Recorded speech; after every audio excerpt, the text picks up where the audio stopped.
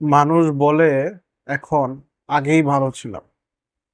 হাটে, বাজারে, পাড়া মহল্লায় সব জায়গায় যেখানেই যাবেন, সব জায়গায় একটা কথা আপনারা শুনবেন যে আগেই ভালো ছিলাম। মানুষ বুঝতে পারছে যে বর্তমানে পরিস্থিতি কতটা ভয়াবহ, কতটা খারাপ, কতটা অনিরাপদ জীবনযাপন মানুষ করছে। এত ভয়াবহ পরিস্থিতি এই ১৬ বছরে মানুষ কখনো দেখেনি। ১৬ বছর মানুষ যেভাবে শান্তিতে ছিল, জননেত্রী শেখ হাসিনার আমলে মানুষ যেমন ভালো ছিল, তেমনি সুখে ছিল এবং প্রত্যেকটা কাজে তারা এগিয়ে ছিল। কিন্তু বর্তমান পরিস্থিতি এতটাই ভয়াবহ যে মানুষের জীবনের নিশ্চয়তা নেই। এবং বাংলাদেশে টেকনাফ থেকে তেতুলিয়া প্রত্যেকটি অঞ্চলের বাংলাদেশের প্রত্যেকটি অঞ্চলের বাঙালি জাতি আজ বিপন্নতায় ভুগছে এবং খুবই অনিশ্চয়তা জীবনযাপন পালন করছে। এই মুহূর্তে আমাদের করণীয় কি? আমরা কত সইব? কত আর এই আঘাত সইব আমরা? আমরা কি মার খেয়ে যাব?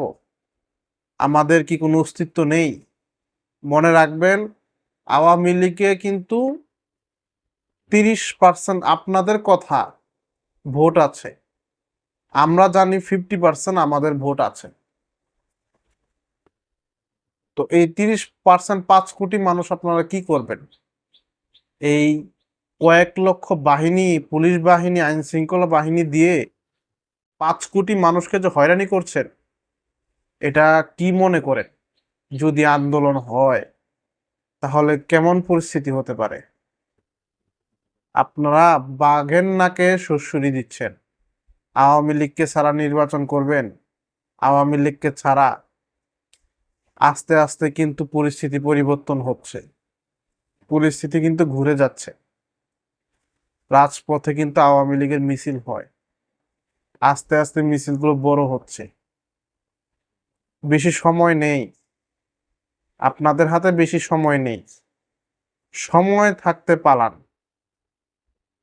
সময় থাকতে, না হলে এই সমন্বয়ক, এই রাজাকার, যারাই আছেন আপনারা, আপনাদের কিন্তু খবর আছে।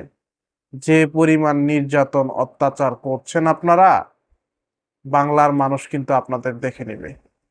স্বাধীনতা সংগ্রামী ৭১ সালের যেই বর্বর ঘটনা কিন্তু বাঙালি জাতি ভুলেনি।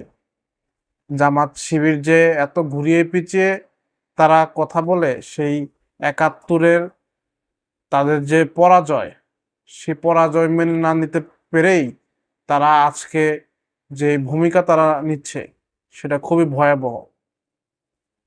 তো এই কথাই বলতে চাই আমাদের দলীয় ভাইদের, সহযোদ্ধাদের, দ্রুত সুসংগঠিত হন।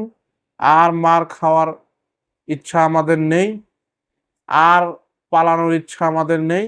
এবার প্রতিরোধ গড়ে তুলতে হবে। জয় বাংলা, জয় বঙ্গবন্ধু।